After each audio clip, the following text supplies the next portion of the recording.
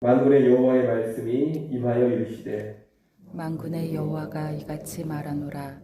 내가 시온을 위하여 크게 질투하며 그를 위하여 크게 분노함으로 질투하노라. 여호와가 이같이 말하노라. 내가 시온에 돌아와 예루살렘 가운데에 거하리니 예루살렘은 진리의 성읍이라 일컫겠고 만군의 여호와의 산은 성산이라 일컫게 되리라. 만군의 여호와가 이같이 말하노라. 예루살렘 길거리에 늙은 남자들과 늙은 여자들이 다시 앉을 것이라. 다 나이가 많으므로 저마다 손에 지팡이를 잡을 것이요 그 성읍거리에 소년과 소녀들이 가득하여 거기에서 뛰놀리라. 만군의 여호와가 이같이 말하노라.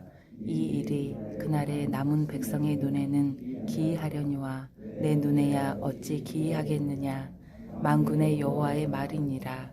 만군의 여호와가 이같이 말하노라. 보라, 내가 내 백성을 해가 뜨는 땅과 해가 지는 땅에서부터 구원하여 내고 인도하여다가 예루살렘 가운데에 거주하게 하리니 그들은 내 백성이 되고 나는 진리와 공의로 그들의 하나님이 되리라. 만군의 여호와가 이같이 말하노라. 만군의 여호와의 집 곧 성전을 건축하려고 그 지대를 쌓던 날에 있었던 선지자들의 입의 말을 이날에 듣는 너희는 손을 견고히 할지어다.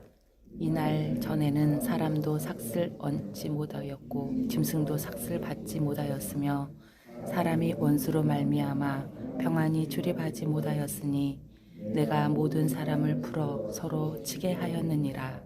만군의 여호와의 말씀이니라. 이제는 내가 이 남은 백성을 대하기를 옛날과 같이 아니할 것인즉 곧 평강의 씨앗을 얻을 것이라. 포도나무가 열매를 맺으며 땅이 산물을 내며 하늘은 이슬을 내리리니 내가 이 남은 백성으로 이 모든 것을 누리게 하리라. 같이 봅니다. 유다 족속아 이스라엘 족속아 너희가 이방인 가운데에서 저주가 되었었으나 이제는 내가 너희를 구원하여 너희가 복이 되게 하리니 두려워하지 말지니라. 손을 견고히 할지니라. 아멘.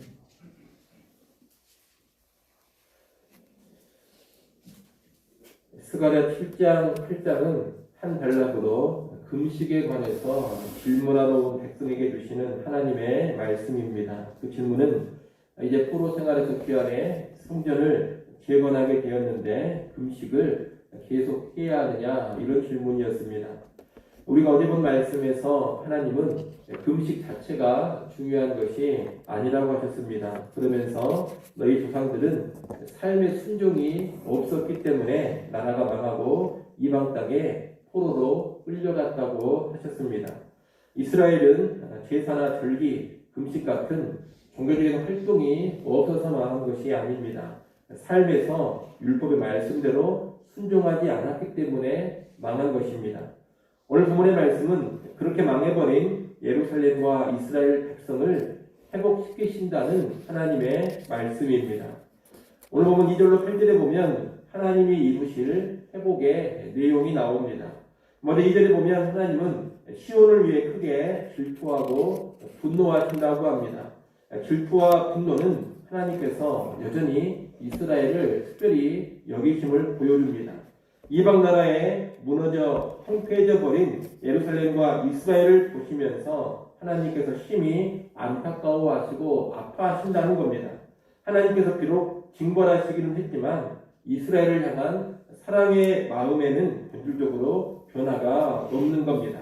그 하나님께서 이제 예루살렘을 다시 회복시키시는 겁니다. 하나님은 시온으로 돌아오신다고 합니다. 예루살렘의 멸망과 성전의 파괴는 하나님께서 예루살렘을 떠나셨음을 의미합니다. 백성의 죄로 인해 하나님께서 떠나버리신 겁니다. 그런데 떠나버린 하나님께서 이제 시온으로 다시 돌아오십니다. 그리고 예루살렘에 거하시며 예루살렘을 진리의 성읍이 되게 하시고 여호와의 산은 성산 곧 거룩한 산이 되게 하십니다. 3절 하반절의 여호와의 산은 예루살렘과 성전을 가리키는 표현입니다. 예루살렘은 높은 산악지대에 위치한 성읍입니다. 그리고 성전 역시 산에 지어져 있습니다. 그래서 예루살렘과 성전을 가리켜서 여호와의 산이라고 부르는 겁니다. 하나님은 지금 성전이 있는 예루살렘을 진리의 성읍, 성산, 거룩한 산이 되게 하신다는 겁니다. 이 말씀은 하나님이 돌아오심으로 이스라엘 백성의 삶이 실제적으로 회복된다는 것을 의미합니다. 이스라엘은 이제 진리의 공동체, 거룩한 공동체로 회복이 되어지는 겁니다. 더불어 예루살렘에는 이제 남녀노소의 사람들이 가득 차게 됩니다. 망해서 황폐해져 버린 성읍이 이제 다시 사람들로 북적거리는 그런 성읍으로 회복이 되는 겁니다. 이런 회복은 사람의 눈으로 볼 때 기이한 일이 아닐 수가 없습니다. 망하고 황폐해져 버린 성읍이 영광스럽고 포성하게 회복되니 사람이 볼 때에는 기적 같은 일입니다. 하지만 전능하신 하나님의 눈에는 얼마든지 가능한 일입니다. 하나님 앞에서는 기적이라 말할 것도 없는 그런 일이라는 겁니다. 이 전능의 하나님은 온 땅에서부터 이스라엘 백성을 구원해내사 예루살렘으로 이끌어 거주케 하십니다. 실제로 보면 해가 뜨는 땅과 해가 지는 땅이란 말이 나옵니다. 이 말은 온 세상을 가리키는 표현입니다. 전에 이스라엘 백성이 범죄했을 때 하나님은 그 백성을 온 세상으로 흩어버리셨습니다. 이제 그 흩어버린 백성을 온 땅에서부터 다시 예루살렘으로 이끌어 오시는 겁니다. 하나님은 그들을 예루살렘으로 이끌어 오시고 그들을 하나님의 백성으로 세우십니다. 그리고 하나님은 진리와 공의로 그들의 하나님이 되어주십니다. 포로로 끌려갔던 이들이 귀환해서 여호와의 백성이 되고 여호와는 그들의 하나님이 되어 주시는 겁니다. 이것은 언약의 회복을 의미합니다. 백성의 범죄로 깨져버린 언약이 이제 하나님의 은혜로 다시 회복이 되어서 이스라엘은 여호와의 백성이 되고 여호와는 그들의 하나님이 되시는 겁니다. 하나님은 이렇게 회복에 관해 말씀하시고서 필요한 권고의 말씀을 하십니다. 그 권고의 말씀이 오늘 보면 9절부터 13절에 나옵니다.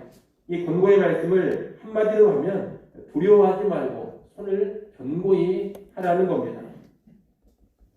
현재 상황은 성전 재건이 중단된 상태입니다.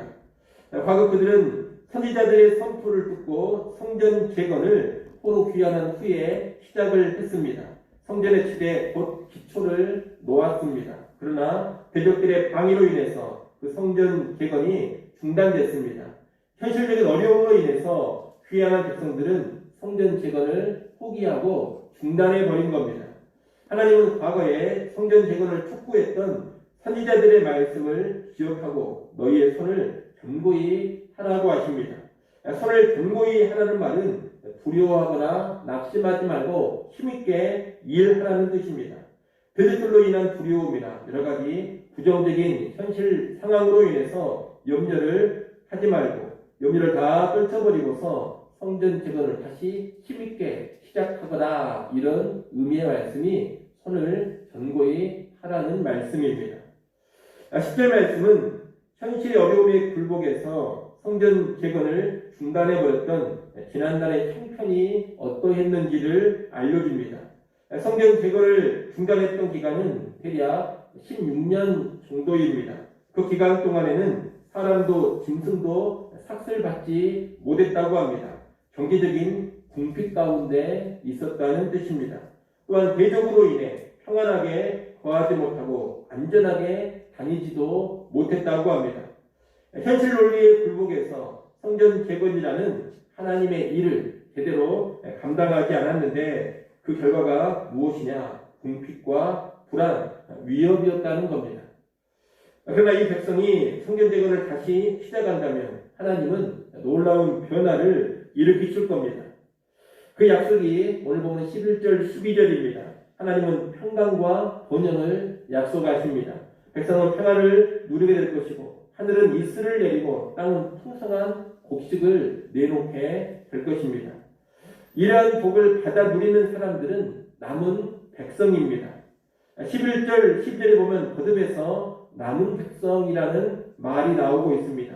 이 남은 백성이 하나님의 은혜를 받아 평강과 번영의 복을 누리는 겁니다. 그러면 남은 백성이란 누구냐? 외식적인 금식을 버리고 진심으로 여호와를 믿고 따르는 사람들입니다. 언약에 신실하신 하나님께 그들 역시 신실하게 반응하는 사람들입니다. 성전 짓는 일을 무시하고 비난하고 조롱하는 그런 사람들이 아니라 하나님을 위하는 마음으로 영적인 회복을 위해서 성전 재건에 힘써 드려지는 사람들입니다. 하나님은 이러한 남은 백성을 위해 일해 주십니다. 13절 말씀을 한번 읽어보십시오. 13절 말씀 읽습니다. 유다 족속아 이스라엘 족속아 너희가 이방인 가운데에서 저주가 되었었으나 이제는 내가 너희를 구원하여 너희가 복이 되게 하리니 두려워하지 말지니라 손을 견고히 할지니라. 아멘. 그들은 과거에 이방인들 사이에 저주가 되었습니다. 나라가 망하고 이방 땅에 포로로 끌려가 이방인 앞에서 조롱거리가 되는 저주를 당한 것입니다. 하지만 이제는 축복이 되게 하십니다. 그러니 두려워하거나 낙심하지 말고 손을 견고히 해서 성전 재건을 다시 시작하라는 겁니다.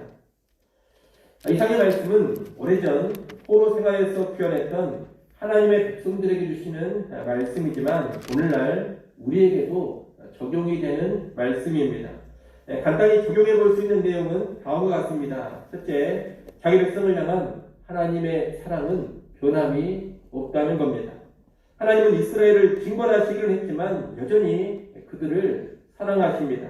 사랑하시기 때문에 이방의 압제를 당하고 고통당하는 그들을 보시며 질투와 분노의 마음을 품으십니다. 사랑의 대상이 이방 나라에 속해 있으니 질투가 생기고 이방의 압제를 당하고 있으니 압제는 이방을 향한 분노가 솟아오르는 겁니다. 하나님 그 애끓는 사랑의 마음으로 이스라엘 백성을 회복시키십니다. 그 하나님의 마음은 오늘날 하나님의 백성인 교회를 향해서도 동일합니다.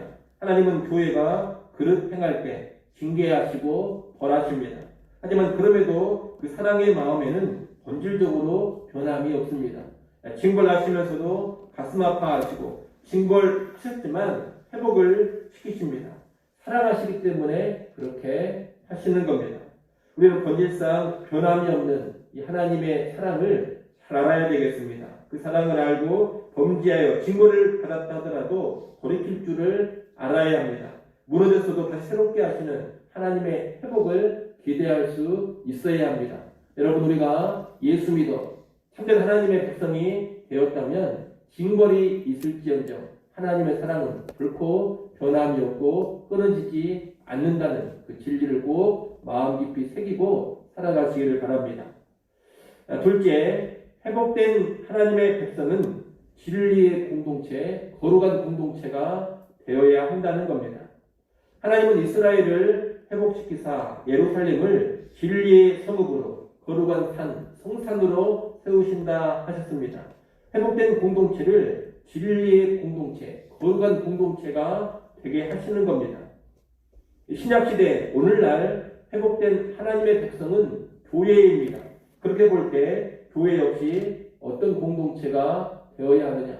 진리의 공동체가 되어야 하고 거룩한 공동체가 되어야 합니다. 진리와 거룩이 나왔는데 사실 이 진리와 거룩은 아주 긴밀하게 연결되어 있습니다. 요한복음 17장 17절에 보면 예수님은 그렇게 말씀하셨습니다. 그들을 진리로 거룩하게 하옵소서. 아버지의 말씀은 진리니이다. 진리로 거룩하게 되는 겁니다. 다시 말해 진리의 공동체가 될 때 거룩한 공동체가 됩니다. 그러므로 오늘 교회를 향한 하나님의 뜻은 무엇이냐? 진리의 말씀이 그 교회 안에 충만해지는 것이고 그 진리의 말씀으로 교회가 거룩한 공동체가 되는 겁니다. 이것을 기억하시고 진리로 충만해지는 교회 그리고 그 진리로 거룩해지는 교회를 추구하시기를 바랍니다.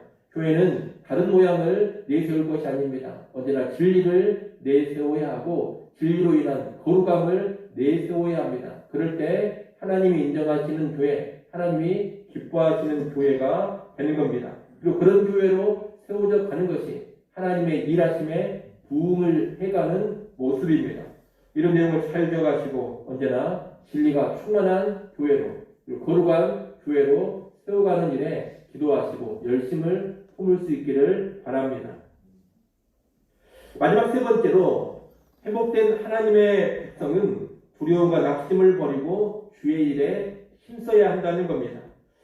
포로 생활에서 기원했던 옛 백성들은 현실적인 어려움이 있고 대적들의 방해가 있자 그들의 성전 재건을 포기했습니다. 하나님 오늘 본문에서 그러지 말라고 거듭 촉구를 하십니다. 손을 견고히 하라고 하셨습니다. 마찬가지로 오늘 교회 역시 여러 가지 현실적인 어려움이 있고 대적들의 회방이 있다 하더라도 주의 일을 게을리하거나 중단해서는 안 됩니다. 손을 견고히 해야 합니다. 말씀에 부합한 사랑과 정의의 삶을 살아가면서 참된 하나님의 백성으로서 주의 일을 잘 감당해 가야 하는 겁니다. 신약의 성전된 교회를 지금 잘 세워가야 합니다. 또한 전도와 선교의 사명에도 깨어 있어야 합니다. 삶을 엉망으로 하면서 그런 일을 할 것은 아닙니다. 삶을 바르게 하면서 교회를 세워가고 전도와 선교도 열심히 해가야 하는 겁니다. 그런 삶으로 나아갈 때 하나님께서는 평강을 주시고 영적인 번영을 허락해 주실 것입니다. 그런 이러한 말씀 또한 잘 기억하시고 언제나 바른 삶 가운데 하나님 주신 일과 주의 사명에 충성하고 헌신할 수 있는 우리 모두가 될 수 있기를 간절히 소원합니다. 기도하겠습니다.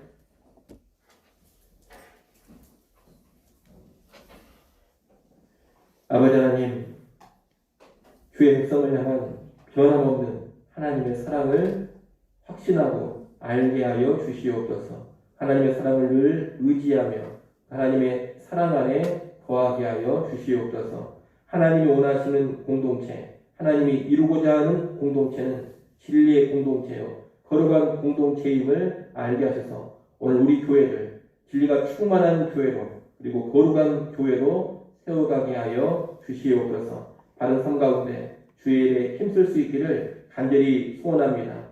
회복된 공동체라면, 회복된 예수의 사람이라면 바른 삶을 통하여 그 가운데 주의 일에 힘써야 함을 알게 하셔서 주의 일에 게으르지 않게 하시고 열심을 품고 주님을 섬겨가게 하여 주옵소서.